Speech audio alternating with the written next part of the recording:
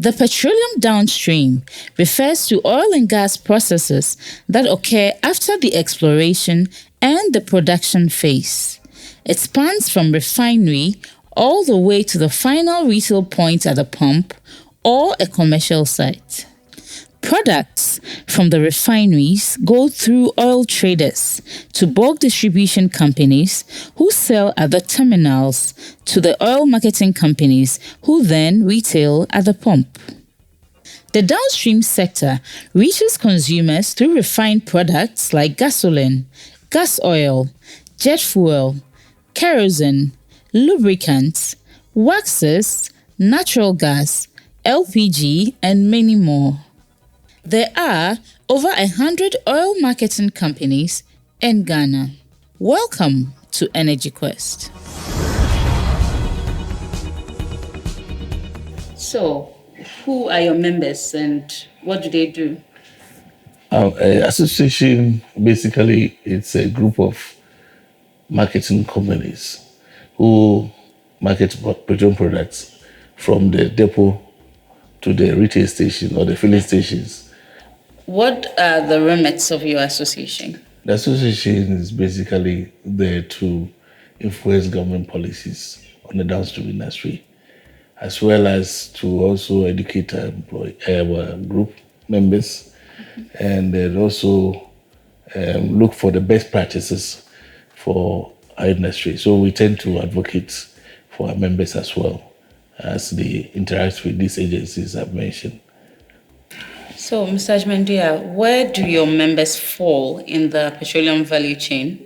We are the tail end of the value chain, and that's what we call the downstream. Okay. We have the upstream, is where we really get the oil from the ground or the sea. Then we have the midstream, which is the refinery, where we turn the crude oil to petroleum products like petrol, diesel, kerosene, aviation fuel, LPG. And we, at the downstream end, pick it from the depot where it's stored to the filling stations or the petrol stations, as we said it in my local parlance, and also to the institutions like schools, colleges, hotels. Okay. So, per examples of your members, you mean the likes of Guel, Shell, Total, Petrosol, okay, Sementia, Top Oil, Benap Oil, oh, yes. Santor Okay. Oil, Okay. PNP. Okay. We have all of them. Okay, I guess those are indigenous ones. Communities. Yeah. There are 160 odd institutions. If you say we could mention all of them now, I'm sure we'll not finish the program. Yes. So who regulates the downstream sector of the industry? It's we have the main regulator being National Petroleum Authority, otherwise known as NPA, and we have the other supporting agencies who also regulate us in their own state. Environmental Protection Agency, we have Ghana Standards Authority, we have Ghana National Fire Service, we have the MMDAs also regulates. So we have LOPSA, which is the special planning. It used to be called Lands Planning Department. Okay. I had difficulty pronouncing that one. But they also are part of the regulatory agencies, with their main head being National Petroleum Authority. Okay. So what are the major challenges of this downstream sector? And amongst them, which is most priority if it can be fixed for you? The first one is not the one which is major one, is the illicit fuel in the industry. The way they find themselves to the industry becomes a problem for us.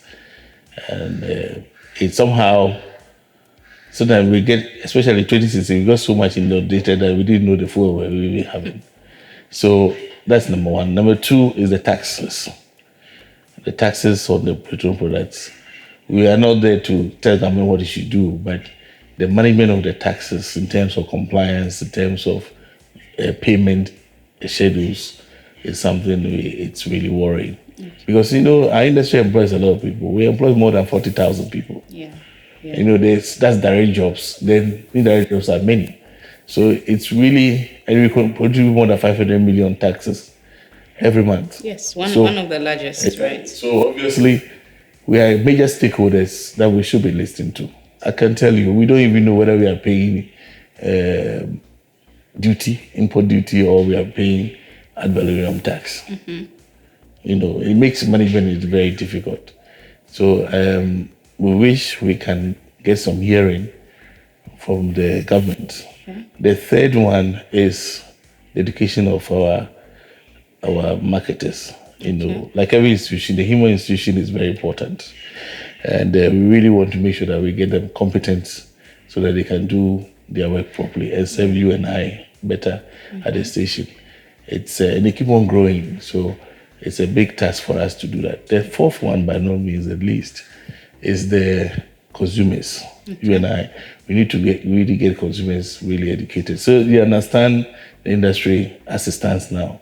People still think that government is the one who is pricing the fuel, but it's the other way around. We have the absolute responsibility to price the fuel. So it requires more education with the consumers. Amongst the many oil marketing companies in Ghana is Santol, an indigenous Ghanaian company full of verve and ambition, carving a niche for itself.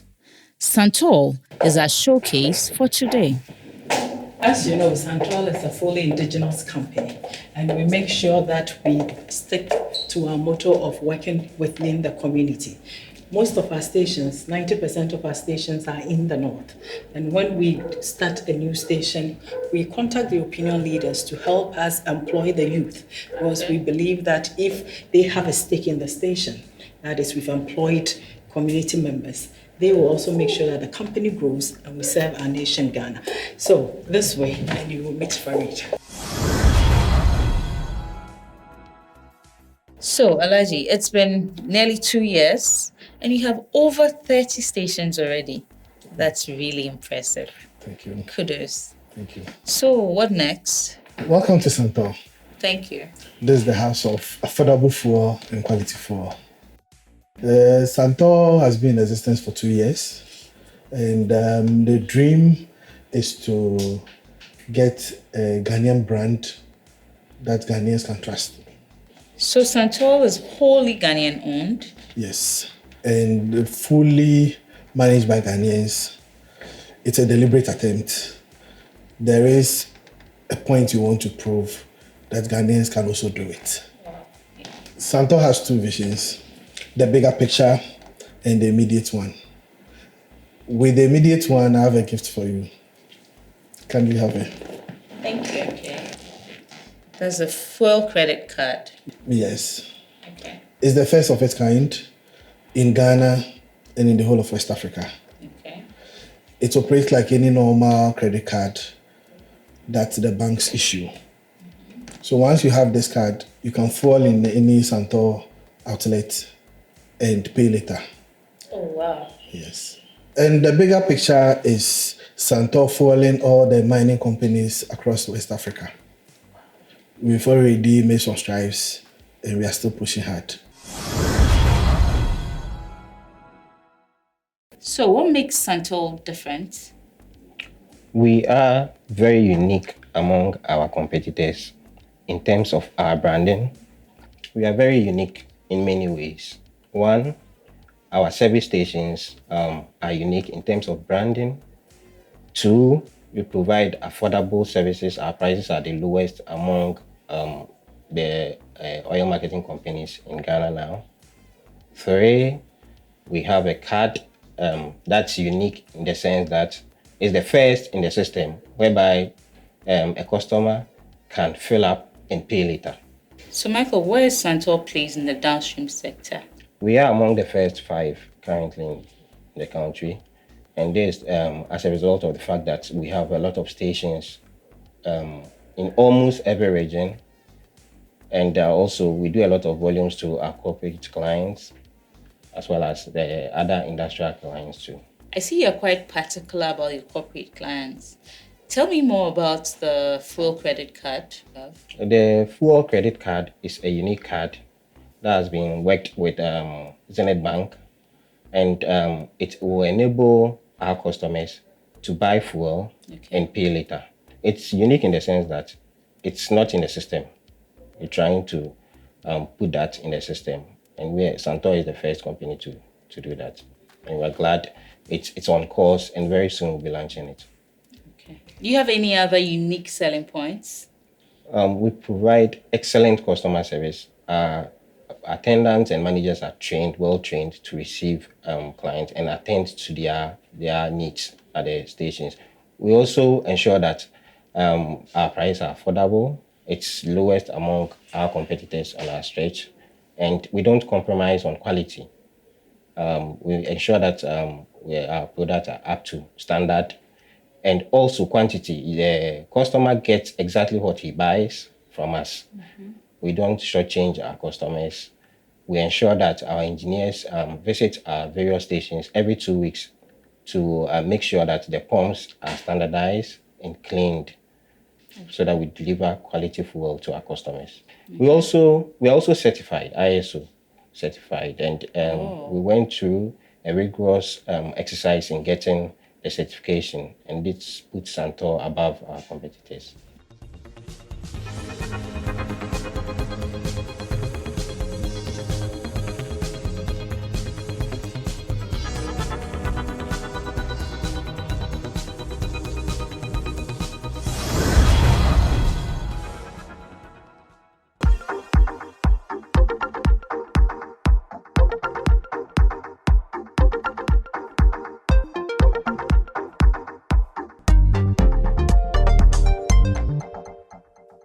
Today, we are featuring a trailblazer, an exceptional lady with very strong convictions and a determination to succeed.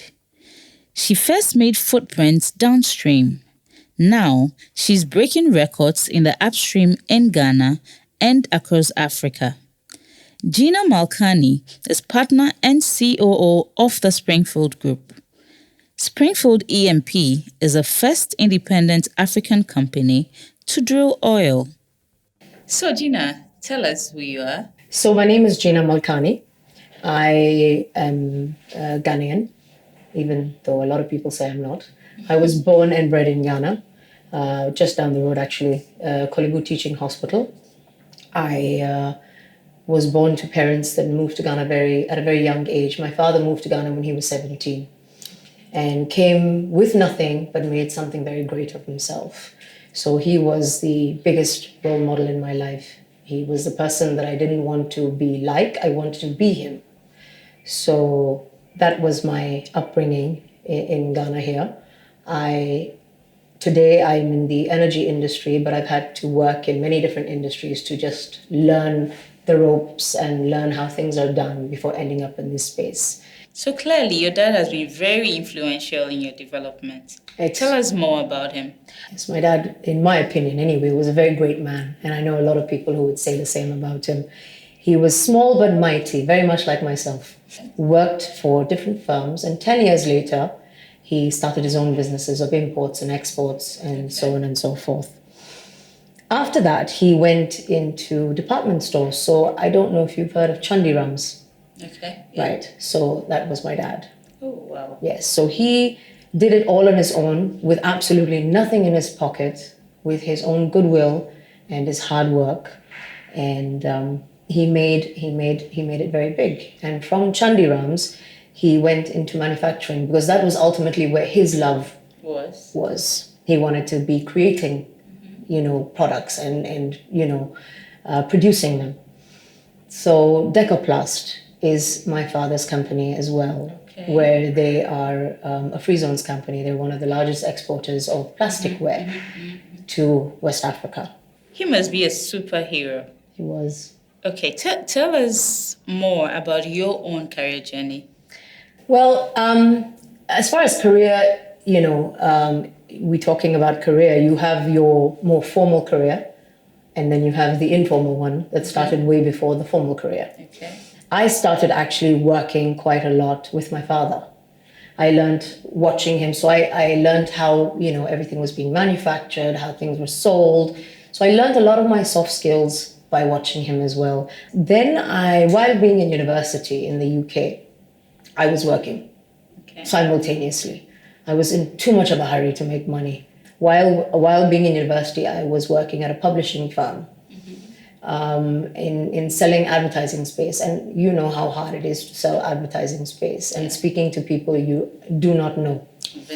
Convincing them to part with money. So I learned a lot through that. In fact, that was one of the biggest lessons I learned. And I learned that if you could convince someone you did not know to buy something from you, you were becoming a superstar. Absolutely. So I joined the automobile industry. I worked for PHC Motors, and I was instrumental in marketing all the passenger cars. I was responsible, I should say, for marketing all those Tata vehicles that you see all over the country. So I did that for a while, and then I moved on to VW and Porsche from there. And then I've also worked in the pharma industry, in the wellness and health industry. And then I moved into the oil and gas sector, and I moved into Springfield. As I mentioned earlier, this is where I wanted to be. Because, well, for two main reasons. One, Ghana's oil industry, in terms of the upstream, in terms of the supply of oil. I started to see that a lot of Ghanaians were entering into the sector. Before, it was controlled very much by the international trading companies, or in the upstream, it still is controlled by the international oil companies in the world. And two, there aren't any women in this industry. There are very few women. Very few. To me, it's very sad. So that for me is very much a big issue that I work towards in all our spaces here. Yes, working here has been one of the greatest pleasures in my life and the greatest blessings, And I'm very happy to say that today that I feel that my contributions have brought Springfield to where it is today, being the only indigenous African company, not just Ghanaian, African company to drill a well and find oil in deep water, and to be the only African indigenous company to be operating and owning an oil block of our size. Congrats on Thank you. Thank you very much. It's been a very long journey and a tough one. But then again, no good thing comes easy. So what's your role here at Springfield? So I am the Chief Operating Officer of the Springfield Group of Companies. Now, the Springfield Group of Companies are a cluster of diverse companies within the oil sector. So we work from trading of oil barrels to going into infrastructure to also going into the upstream oil company, which is the exploitation of owning a block. But we also have service companies that were set up specifically to provide services to Springfield EMP, as well as the government institutions like the ministry, like GNPC, like Petroleum Commission, which work completely separately. Clearly, you're a big woman. No, I don't like to look at it that way. You see, Springfield, for us, Springfield is very much made of every single person who contributes to make Springfield what it is. It is not the senior management, it is not me. It is not team. Yeah, it's absolutely teamwork. Here we have a very big thing on, even for example, the security guards. If they didn't open the gate for you, you wouldn't enter my building to see me. So everyone plays an integral role that contributes towards our success. And we make everybody know that. So I noticed you have a number of women in the house. Do you have any particular policy for women, anything in favor of women? Absolutely. It's very important for us to try and achieve gender balance as much as we can. So we actually make a conscious effort to seek women. But at the same time, I'm a very strong believer of merit. So we don't hire women for the sake of women and trying to just sort of very good. To fulfill the gender balance box. That's not what we're trying to do here. Just to explain where we are at Springfield, 70% of the most senior management are women in this building. Absolutely. For Springfield. So one of the most important things that we do here at Springfield, and is very close to all of our hearts, is we work very closely in the education sector.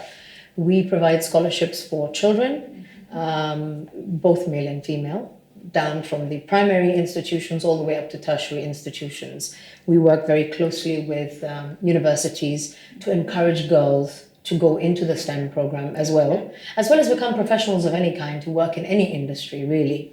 But the significant thing about our scholarships is 50% of all those scholarships are reserved for women and the girl child.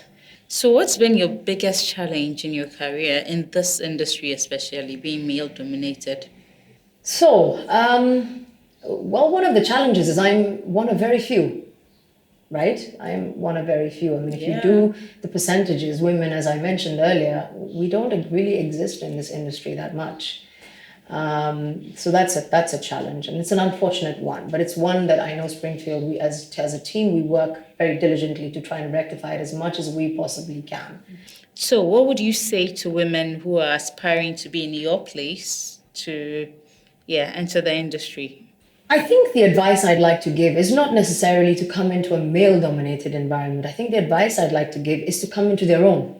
Okay. You understand? And it's not about a man being there or not. I believe that the two genders have different things to offer and come with different qualities to the table. I agree. So as women, we must know who we are and what we're capable of. It's not about somebody telling you that. The other thing I think I'd like to say is that, your success and failures are not determined by a third party. There are people who will try and stop you, but you have to decide whether you want to be stopped or not. Mm-hmm. And I think it's also important to fail, because you don't grow from your successes, you grow from your failures. So what do you want to be remembered for? Many things. Okay. But most predominantly I can think of, being a part of making history in Ghana, in terms of what Springfield has achieved. That's number one, because I think that's very influential on women and men alike. But I'd also like to be known for aiding the whole concept of empowering women as much as we possibly can, to do as much as they possibly can. We are setting up a foundation. I'm setting up a foundation right now called the Gina Malkani Foundation, in which it is predominantly to work with women in every aspect. So, for example, you've got the girl child education, you've got women in STEM, you've got women in whatever spaces, professional spaces they want to be, but at the same time, women who are being abused, women who are being molested, women who are being raped, children, all of that. I'm a very solution-orientated person. So I like to find solutions for things, and I like to make sure things work as best as they possibly can. So as much as I can help women all over the place, I will do so, and I try to do so even today. So in conclusion, your last words for our audience? Never give up. Never give up. Don't take no for an answer. Be as stubborn as you need to be. As Gina. Well, more than me, in fact. As stubborn as you need to be. Never give up. Whatever your dreams are, go out there and conquer them. I tell my children every single day of their lives, go forth and conquer. I say to them in every birthday wish. I say to them in everything. Go forth and conquer. Try and achieve as much as you can, because this world needs people who are willing to do as much as they possibly can for the world to be a better place.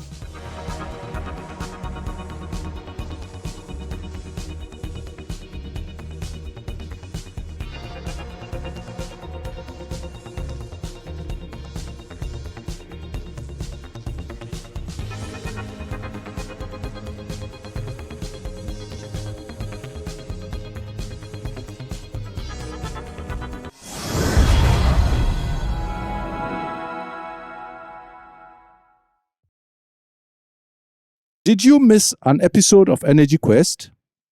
Watch all episodes on YouTube at Energy Quest TV or Kente TV. Also catch up on the Daily Graphic YouTube page and website. Energy Quest, looking into the future. Happy birthday to you. Happy birthday to you. To say thank you to our cherished readers, vendors, and all stakeholders as we celebrate our 70th anniversary, Graphic Communications is giving away 4 brand new Kia Pega saloon cars and a whopping 1 million Ghana cedis in prizes in the Graphic at 70 loyalty promo.